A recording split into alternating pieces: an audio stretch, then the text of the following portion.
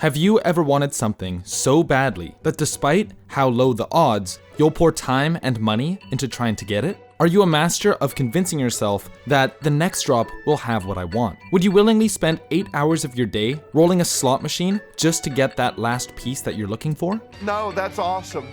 No, this is excellent. This is exactly what I wanted. If you said yes to any of these, you're most likely a gacha player. Gacha games have become a staple of the modern video game market. Since going digital, they've become one of the biggest revenue sources in gaming history. This is gonna be $1,000 of stuff. Let's see what we can get. While the genre was once niche and relatively unknown, the gacha mechanic has crept into many games on the market today, and even smaller games have begun generating millions in revenue in no time at all. So how did gacha games become so popular? What makes them fun in the first place? And where does the gacha game model go from here? This is how gacha took over the world. Hey, if you like our content and want to see more videos like the rise of the gacha game, you can help us out by hitting subscribe and ringing the bell to stay up to date with all our future videos. Thanks guys, we really appreciate it.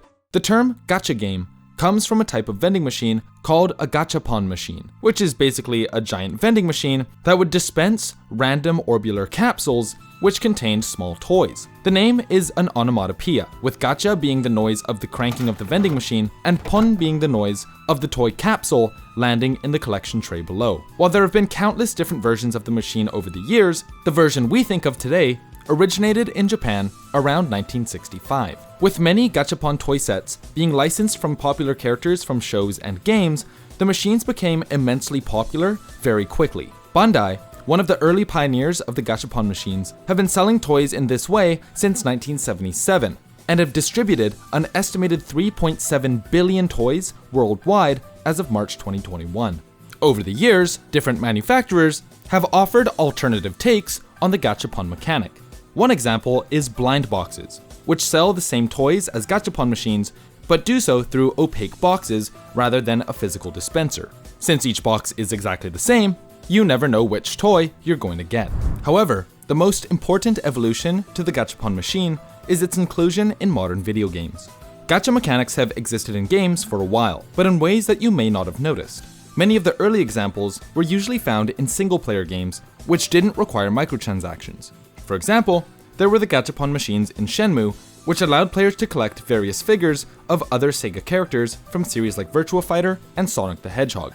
Or what about Super Smash Bros. Melee, which had a lottery feature where you could use coins earned throughout the game's various modes to roll for various trophies, which featured various Nintendo characters. But while gachapon mechanics in video games started out innocent enough, there was money to be made. And the first notable example of gacha mechanics being tied to microtransactions can be found in the MMORPG MapleStory, where players could roll for the chance to receive a random premium item, such as a chair or accessory. No. Over the next few years, the mechanic continued to evolve, and gacha games eventually found a consistent home in the mobile gaming market. However, given that gacha games are basically slot machines with toys rather than money, there was bound to be some controversy down the road. While initially, gacha games went mostly unregulated, one particularly controversial system was called the Kompu Gacha, better known as the complete gacha model. Under this gacha model, players would pull for items just like any other gacha game, but to get the full effectiveness out of their items, they would have to complete an entire set, which often featured one or two insanely rare items. So while you'd spend maybe $20 to pull 9 out of 10 pieces from a set, you might have to spend additional hundreds to get that 10th item to fully activate the set. For obvious reasons, this predatory model was banned by Japan's Consumer Affairs Agency in 2012. Despite this, gacha games continued to grow at an incredibly fast pace, as it spread into other markets and eventually dominated the Japanese mobile gaming market. But why did they become so popular? Well, one of the reasons is the wide variety of genres that use the gacha model to some degree. Want to play a fun rhythm game? There's a gacha game for that. Want to play a simple strategy game? There's a gacha game for that. Want to play a fantasy RPG game using some of your favorite real-life pop stars like Ariana Grande? Well, apparently, there's a gacha game for that. Plus, on top of the wide reach, the gacha mechanic itself is highly addictive. While many consider the mechanic to be a form of gambling, it's more comparable to a lottery system.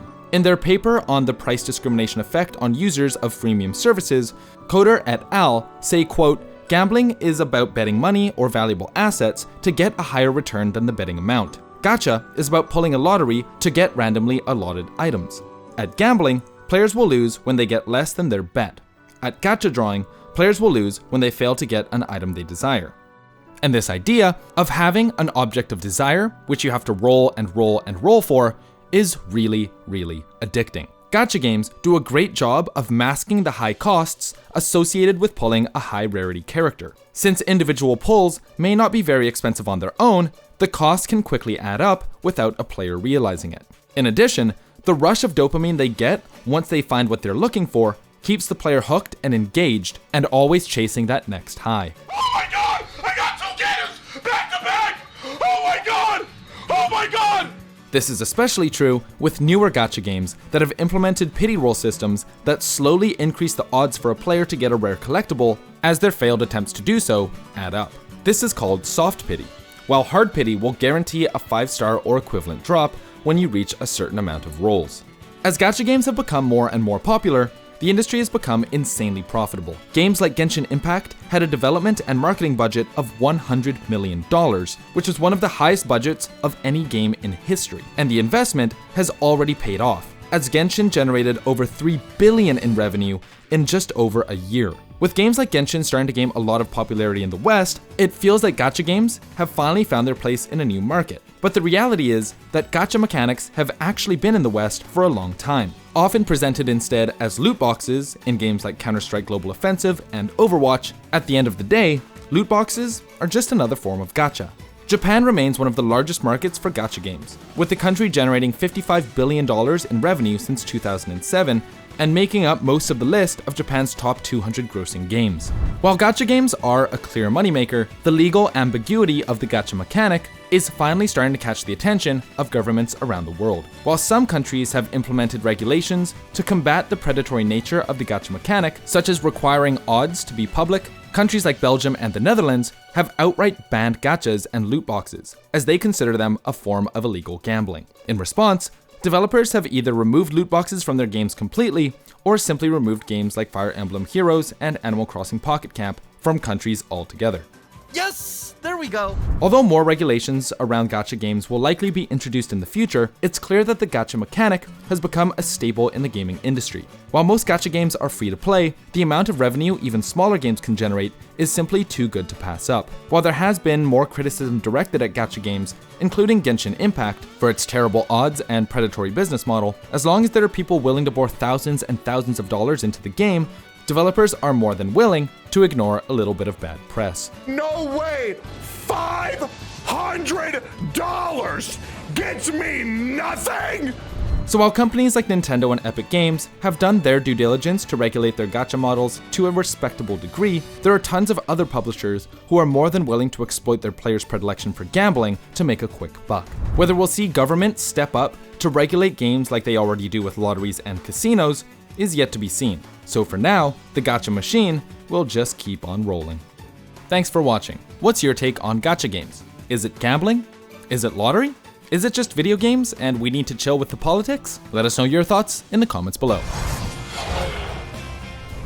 This video is made possible thanks to our wonderful patrons.